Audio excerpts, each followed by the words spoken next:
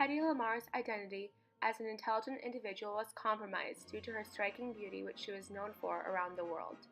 In 1942, she submitted a patent for her idea of a new secret communication system to be used in World War II, but immediately faced prejudice due to her and the world's conflicting views of beautiful women and their capabilities. Her accomplishments helped to prove that women can be both beautiful and brilliant. Let's go down and meet the packet. Why should I? The sailors will all come up here anyway. Oh, but the best ones get picked off down at the dock. Listen, honey, with your looks, you don't have to worry. Why, you can get the youngest and the best-looking man on the river. Hedy Lamarr was indeed named the most beautiful woman in the world after the release of Ecstasy, a racy film that gave instant fame to the 16-year-old native Austrian. She married a man who had close relations with Adolf Hitler and who was involved in selling weaponry to him and his Nazi army. In her biography, Lamarr describes life with her husband as a golden prison because though she lived amidst luxury and wealth, she felt as though her marriage was not as it should be, with loyalty and love. So Lamarr invented as her safe haven, having a father with a background in science and technology. Her husband brought her to hundreds of his meetings and dinner parties with German leaders, thinking that Lamarr would just sit and look pretty. But as stated in her biography, she was not deaf, however. She listened to what was said. She was far more intelligent than her husband and his guests gave her credit for. "Any girl can be glamorous," she would famously say. "All you have to do is stand still and look stupid." She did, but she listened and learned. Lamarr gathered information about German warfare, simply for the sake of learning. Knowing that war was brewing in Europe, and already with an unhappy marriage, Lamarr decided to escape her husband and Europe, and set off to begin her career as an actress in Hollywood. While Lamarr was handed movie roles left and right, she still had her home country in mind. Austria was launching torpedoes at British ships carrying children, who were headed for Canada to escape the bombing in Great Britain. Even though Lamarr was technically considered an enemy alien in the US, she still felt the need to be of service to America and its allies. One night at a dinner party, Lamarr met an innovative piano composer by the name of George Antheil. Lamarr's and Antheil's inventive minds caused an unexpected chemistry between the two acquaintances. They met the following evening to discuss their ideas on how to improve submarine communication. Using what she had learned from her husband's meetings, Lamarr explained to Antheil the many barriers in submarine communication systems, including the possibility for enemy interception, which resulted in wasted torpedoes. As said by Richard Rhodes, author of Lamarr's biography, she understood that the problem with radio signals was that they could be jammed, but if you could make the signal hop around more or less randomly from radio frequency to radio frequency, then the person at the other end trying to jam the signal won't know where it is. So Lamarr shared with Antheil an idea for a secret communication system in which radio frequencies would move back and forth so rapidly in 88 non-readable patterns that the enemy couldn't intercept the message. Any enemy spies would only hear scratchiness by the way the invention was set up.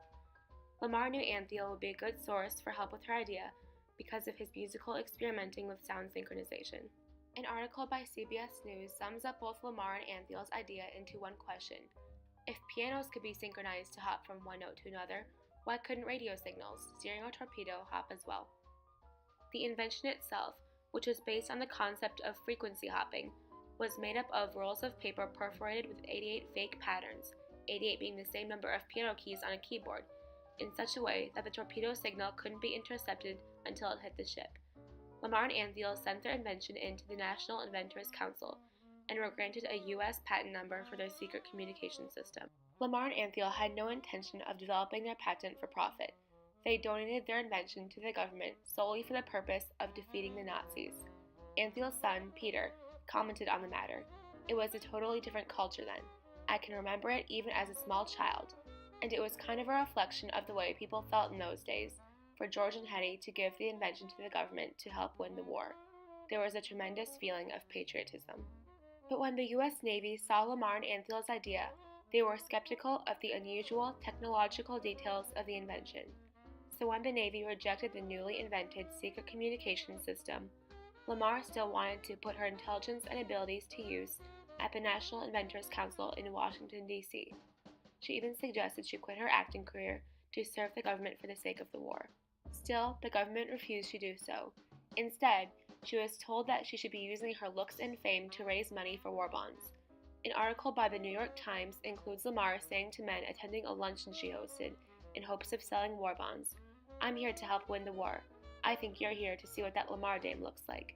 She continued to say that everyone there should be there for the same reason, to contribute their individual war efforts. Lamarr did raise over $4 million for the war, but she did not get to use her impeccable intellect for the war due to the American Navy's doubtfulness of her capabilities as a glamorous woman and actress. In her biography, Lamarr makes a statement that gives way to what being so beautiful really meant to her. "People seem to think that because I have a pretty face I'm stupid. I have to work twice as hard as anyone else to convince people I have something resembling a brain." Today, Lamarr is more commonly known for her acting career, along with her hauntingly beautiful looks, but many people do not know about her as the brilliant inventor who dared to break out of society's expectations for her as a woman. While Hedy Lamarr did raise a total of about $17 million worth of war bonds, her brilliant invention proved to make a greater impact on the world today. Lamarr's invention made it possible for the first time ever to communicate with torpedoes after they have been launched. But once in the 1950s, it was rediscovered by an engineering firm. It spread through the military immediately because it was an absolutely foolproof way of preventing jamming of your radio signals. They put it on a buoy, the sonoboard that communicated with the plane. Then it was used for all the inter-ship communications. The ships during the Cuban Missile Crisis used it. The importance of Lamarr's invention is displayed in an article by the New York Times newspaper, which reads, "So vital is her discovery to national defense that government officials will not allow publication of its details." Though Lamarr's invention was used in wars after World War II, she was not recognized for her contributions until 1997, a couple years before she passed away. Lamarr quotes in her biography, "I can't understand why there's no acknowledgement when it's used all over the world."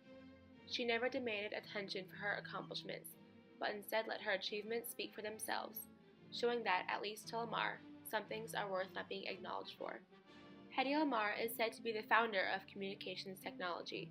Her concept of frequency hopping, known today as spread spectrum, is used in modern communication systems like wireless internet, GPS systems, and cell phones.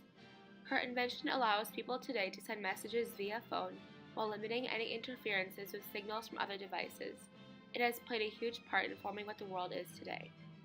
But most importantly, Lamarr was able to show the world that she was capable of doing something impactful and useful. She helped to break the barrier between brains and beauty. She was able to prove that even someone as beautiful as she could be fully equipped with the knowledge to come up with a groundbreaking invention. Lamarr never let anyone's opinions of her stop her from her passion for learning and inventing. Her son, Anthony Loder, said that his mother was content with the fact that she did something that could be good and useful for people and for the country and for the world.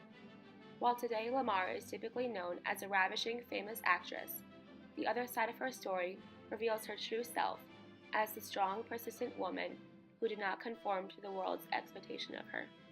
The brilliant character of Hedy Lamarr was compromised and underestimated due to her distinctive, exotic beauty, which she was most notorious for around the world. When she tried to step out of her role as an actress to uncover the other side of herself as an inventor, her efforts were rejected due to the conflict between her and the world's outlooks of beautiful women and their capabilities. Lamarr's life and achievements serve as proof of the fact that someone's intelligence cannot be determined by how she looks. Hedy Lamarr's beauty may have restrained her from being noticed as something more than just a glamorous actress for a long time, but she never allowed anything to impact her willingness to work hard for success.